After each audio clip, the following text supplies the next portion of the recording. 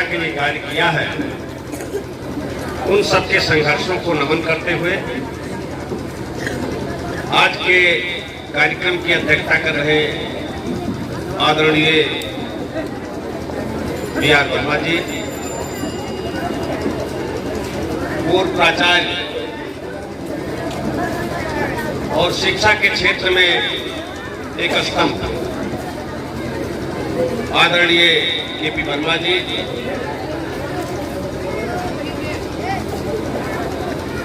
हमारे साथी और प्रसिद्ध रेडियोलॉजिस्ट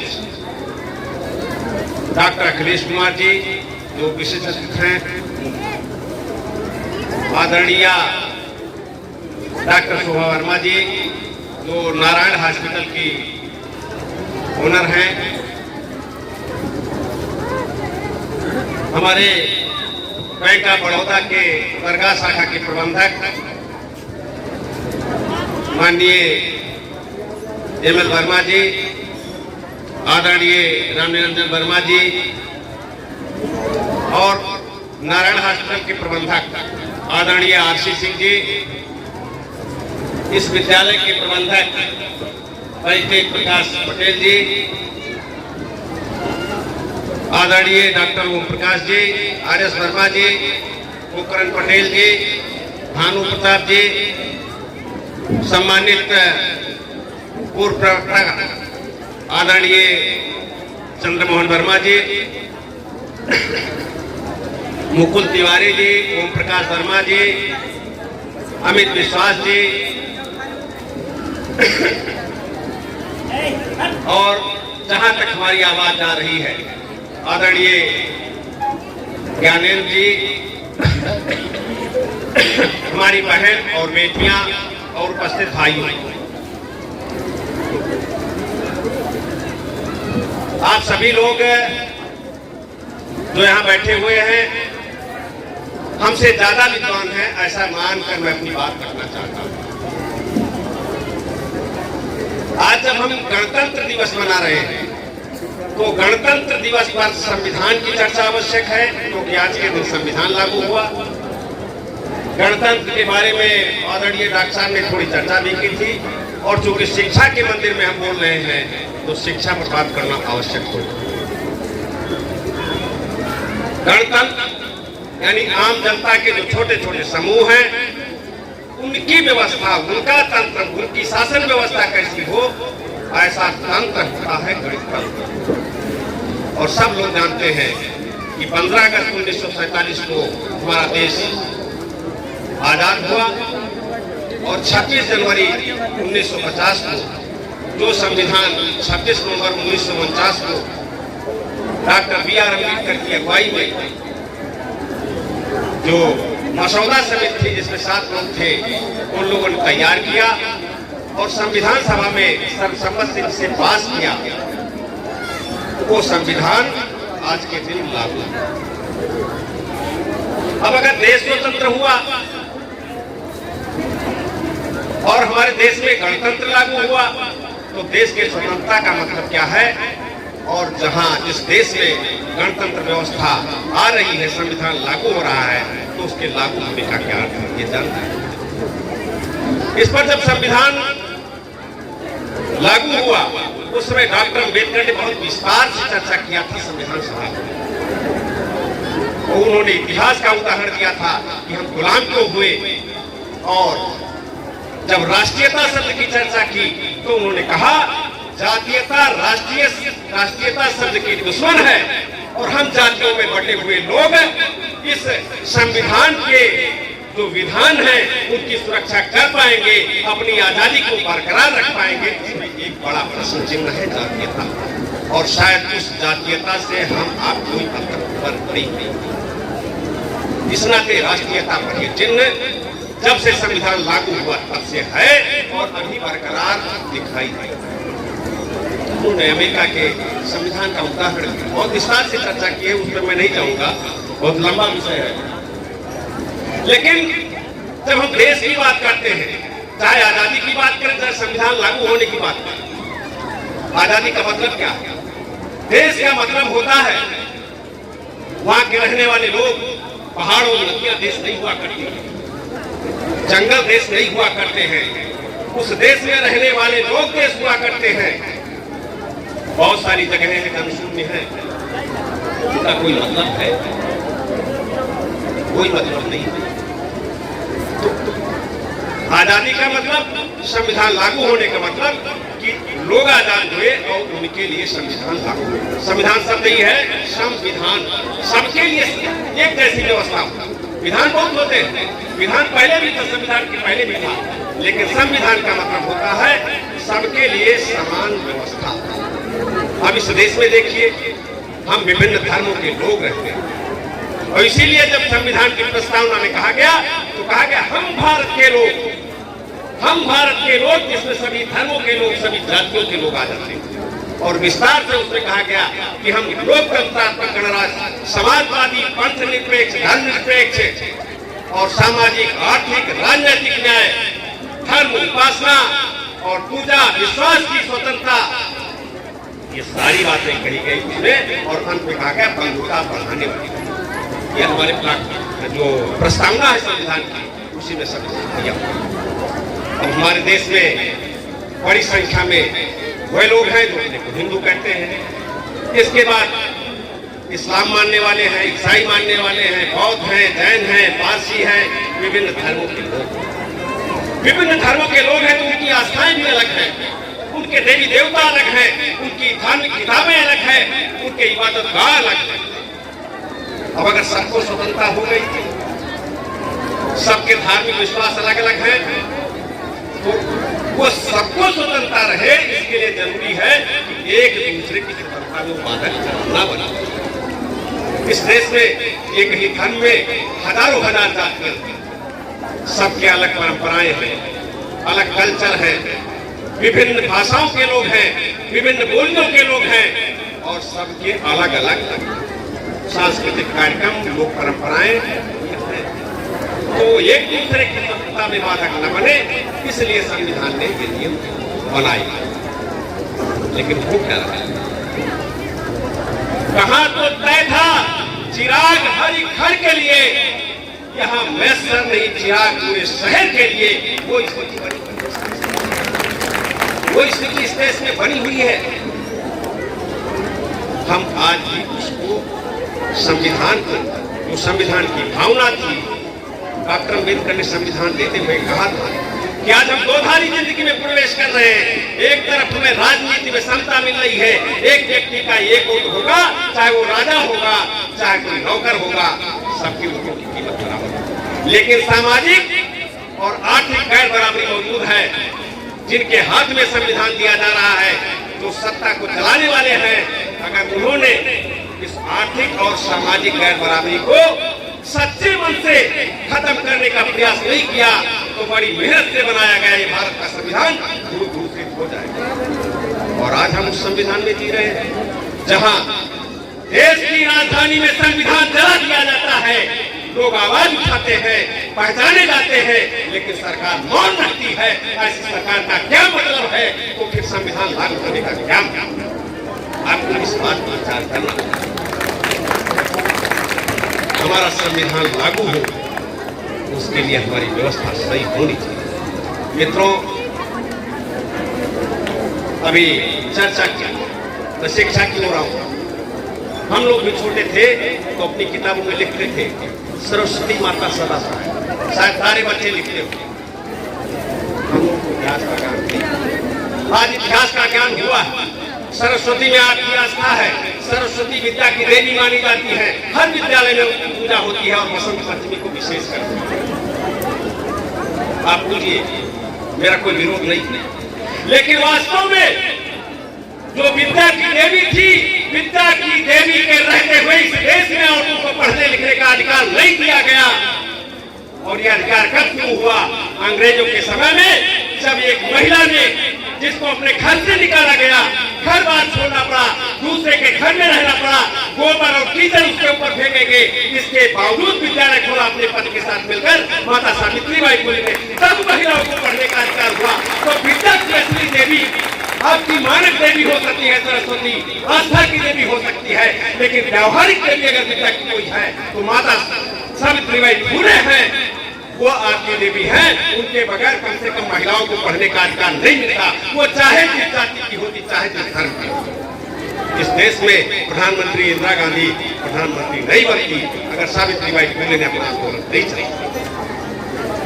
इस देश की सुनीता विलियम्स को, जिनकी मां गुजरात की थी और अमेरिका में शादी कर लिया, उनको फिर अंतरिक्ष में 6 महीने रहने का अवसर नहीं मिलता, क्योंकि इस देश की व्यवस्था महिलाओं को पढ़ने का अधिकार नहीं देती।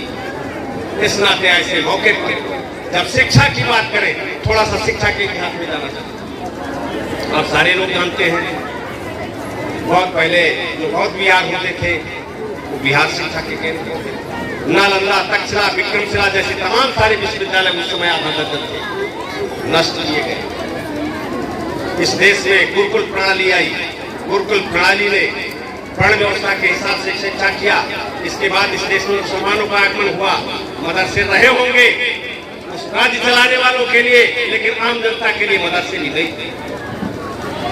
इस देश में अंग्रेज आया, अंग्रेजों को चाहे जितनी गालियां आप ले ले, लेकिन अगर इस देश में अंग्रेज न आया होता तो शायद भारत के आम आदमी को, भारत के किसान को, मजदूर को, दबे कुचले लोगों को इंसान बनने का अवसर नहीं मिलता कि पशुओं से व्यवस्था जीते।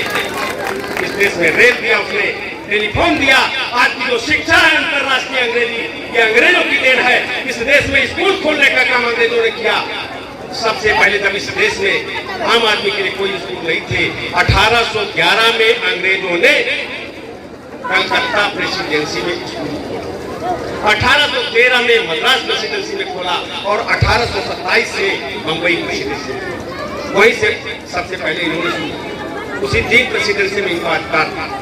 और इसके बाद अंग्रेज मिशनरियों ने जो विद्यालय खोले, मिलिट्री में भर्ती किया। मिलिट्री में चाहे जिस जाति का आदमी जाए, चाहे वो ब्राह्मण हो, क्षत्रिय हो, वैश्य हो, शूद्र के किसी जाति का हो, मुसलमान हो, अगर वो मिलिट्री में जाता है, अपने परिवार को साथ रखता है, तो उसके परिवार के, उसके बच्चों के पढ़ाई के लिए मिलिट्री के स्कूल खुले। और शायद वही जरूरत थी जिसके नाते डॉक्टर अम्बेडकर के बाप को पढ़ने का अवसर मिल गया मिलिट्री के स्कूल में, तो डॉक्टर अम्बेडकर को पढ़ने का। मित्रों, ज्योतिबा फूले, उसी मिशनरी स्कूल में उनको अध्ययन का अवसर मिला और उनकी मौसेरी बहन सरफराबाई क्षीरसागर, जो एकदम उठाटे थी, विधवा हो गई थी, बाल विधवा, और उस समय की तमाम सारी प्रथाएं थी, सती प्रथा थी और बहुत सारी चीजें थी, बहुविवाहवाद था। लोग बड़ी बड़ी आदमी ये चीज है, पुरुष विधुर हो जाता है, 4-4, 5-5 साल शादियां करता है और विधवा के लिए प्रतिबंध लगा हुआ है। क्यों लगा हुआ है? क्या वो इंसान नहीं है? जब तक हम बेटों के साथ, बेटियों के साथ भेद करेंगे, जब तक हम पुरुष जैसा अधिकार औरतों को नहीं देंगे, तब तक आपके ना आजादी का कोई मतलब है, ना आपके संविधान का कोई मतलब नहीं।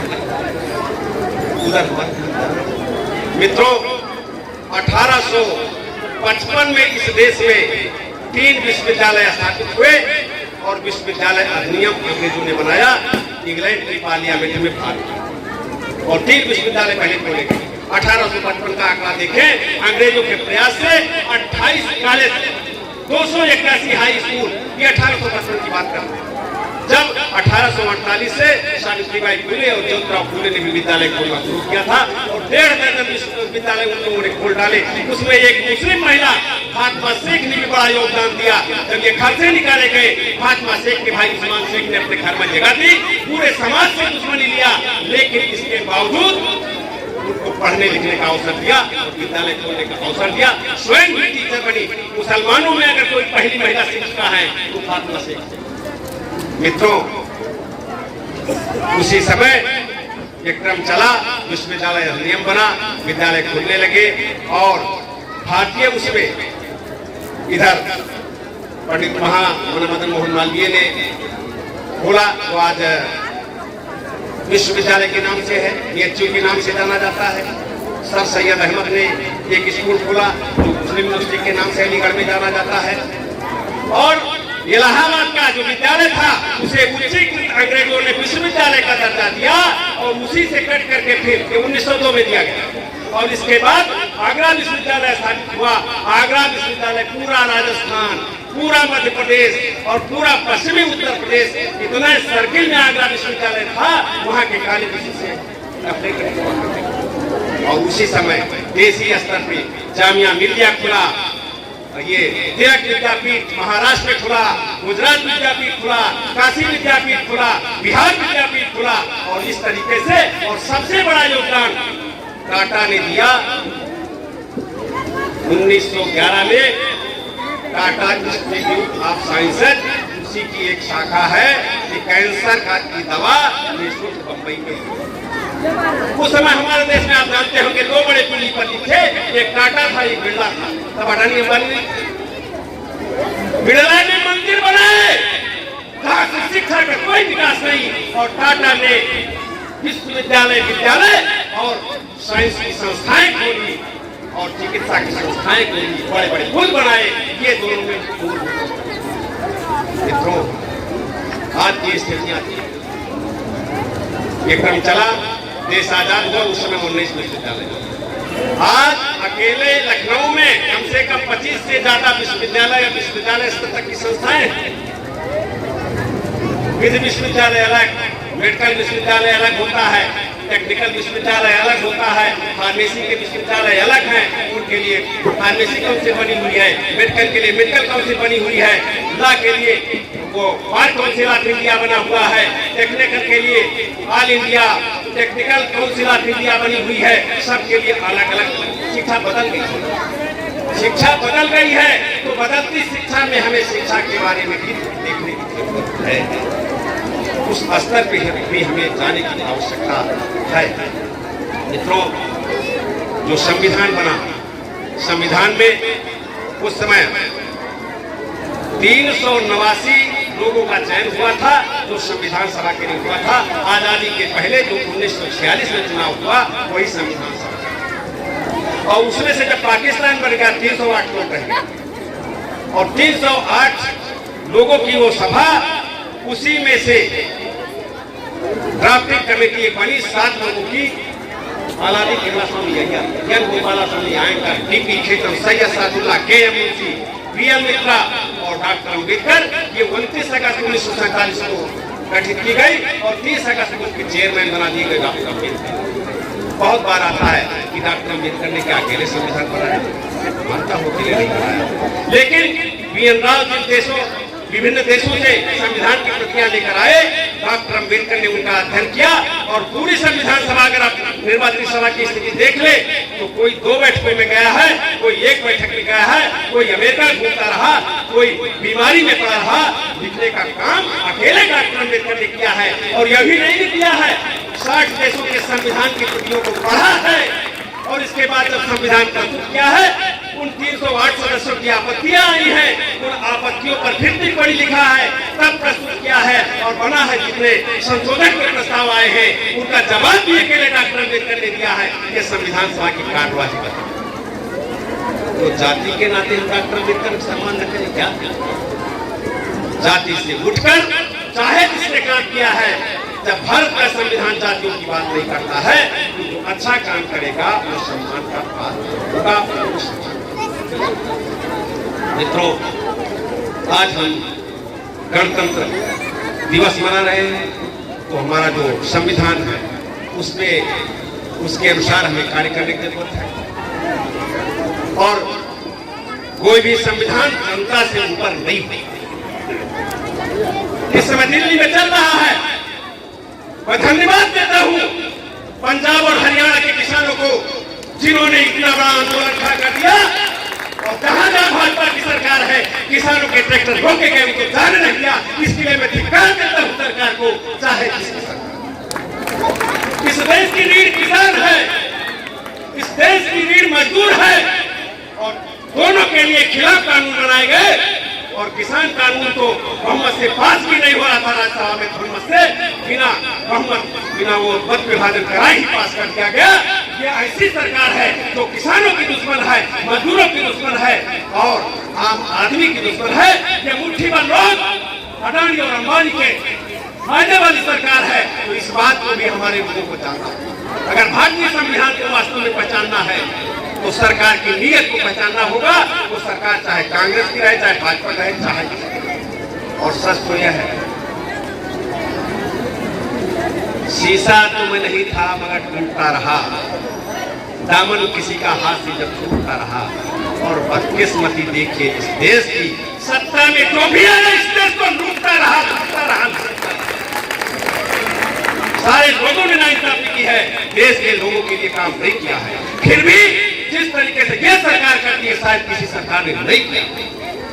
तो इस नाते भारतीय संविधान की मूल भावना अगर पहचाननी है, आपके आदर्श राम हो सकते हैं, किसी के आदर्श कृष्ण हो सकते हैं, किसी की दुर्गा हो सकती है, किसी के हनुमान हो सकते हैं, किसी के पैगंबर मोहम्मद सल्लल्लाहु अलैहि वसल्लम हो सकते हैं, किसी के ईसा मसीह हो सकते हैं, किसी के लिए गुरु ग्रंथ साहिब हो सकता है, किसी के लिए जिला बस्ता हो सकता है, किसी के लिए त्रिपिटक हो सकता है।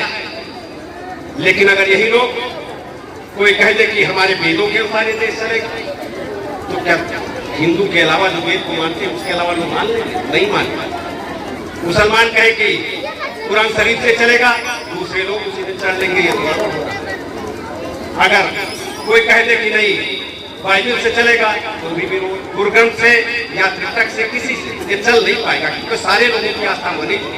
लेकिन भारत का संविधान, इससे हिंदू की भी आस्था जुड़ी है, मुसलमान की भी आस्था जुड़ी है, ईसाई, क्रिश्चियन और जितने बौद्ध, जैन, पारसी हैं, विभिन्न धर्मों के लोग हैं, सबकी आस्था है।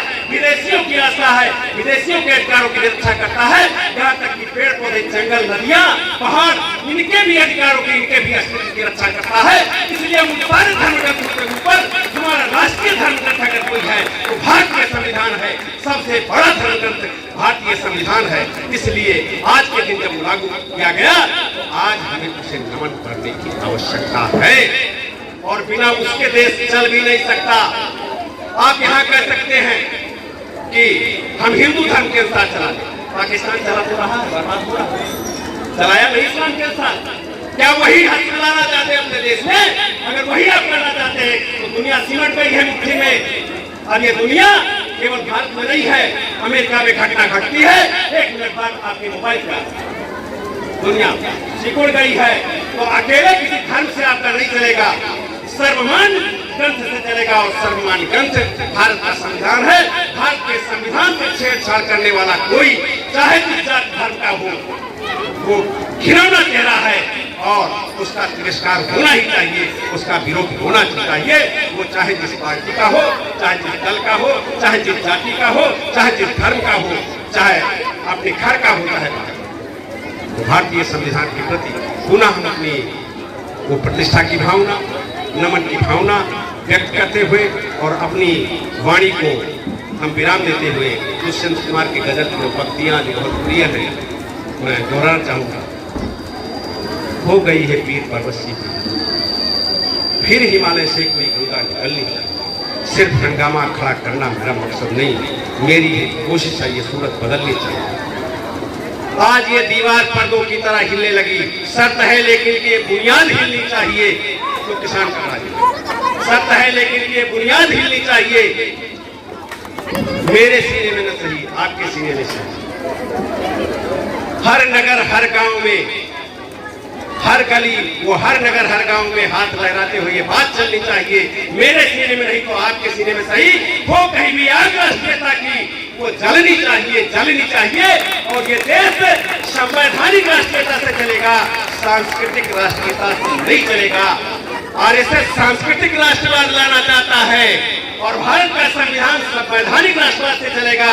इसी अंतर को समझिए, जब राष्ट्रवाद की बात करते हैं तो सांस्कृतिक राष्ट्रवाद की बात करते हैं, एक धर्म की बात करते हैं। और भारत का संविधान संविधान से चलेगा जो सारे धर्मों को लेकर चलता है। तो संवैधानिक राष्ट्रवाद लाइए, सांस्कृतिक राष्ट्रवाद संस्कृत को मानते हैं वहीं तक सीमित रहने दीजिए। इन्हीं के साथ अपनी वाणी को विराम देता हूँ। जय विज्ञान, जय संविधान।